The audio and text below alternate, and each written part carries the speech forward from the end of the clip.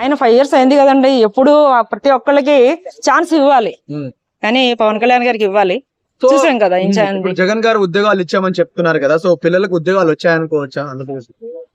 అంత లేదండి, సాటిస్ఫై లేదు. నేను ఆంధ్రానే, తెలంగాణలో ఉంటున్నాను, సాటిస్ఫై లేదు అంత. డెవలప్మెంట్ ఎంత వరకు జరిగింది అనుకోవచ్చు జగన్ పాలనలో? కొంతవరకేనండి.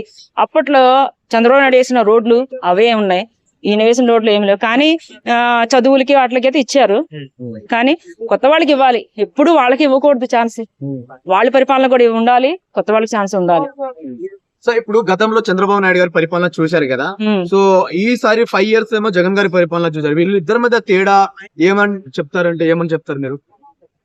మాకు చంద్రబాబు నాయుడు బాగుందండి. అంటే చంద్రబాబు నాయుడు పాలనలో మీకు ఏం నచ్చాయి? అసలు డెవలప్మెంట్ నచ్చాయి, ఉద్యోగాలు? డెవలప్మెంట్ నచ్చింది. సపోజ్ ఇప్పుడు కూడా ఆయన లాస్ట్ ఈ 5 years ఆయన ఉంటే ఆంధ్ర చాలా డెవలప్ అయ్యేది, రోడ్లన్నీ చాలా బాగుండేవి, ఐటీది కూడా వచ్చేది, బాగా పిల్లలకు ఉద్యోగాలు వచ్చేవి. జగన్ గారు కొంత లేదు, అంత ఏదో మామూలు నార్మల్. ఇప్పుడు జగన్ గారు 175 గెలుస్తామంటున్నారు, యుద్ధానికి సిద్ధం అంటున్నారు, పెద్ద పెద్ద వాగ్దానాలు ఇస్తున్నారు, డైలాగులు ఇస్తున్నారు. మరి అది పాసిబుల్ అవుతుంది అనుకుంటున్నారా? జగన్ గారు 175 గెలుస్తారు సీట్లు, అన్ని సీట్లు ఈసారి గెలవరండి, గెలకపోవచ్చు అనుకుంటున్నాను నేను. సో తను ఇచ్చిన సంక్షేమ పథకాలే, నేను ఇచ్చిన సంక్షేమ పథకాలే నన్ను కాపాడబోతున్నాయి అంటున్నారు, ఒక టాక్ ఉంది. మరి దాని మీద మీ అభిప్రాయం ఏంటి? దాని గురించి తెలియదండి.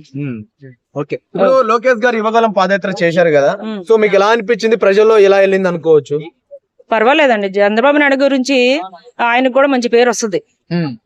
ఓకే, ఓవరాల్ గా ఆంధ్రప్రదేశ్ నెక్స్ట్ ముఖ్యమంత్రి ఎవరంటే ఏం చెప్తారమ్మా?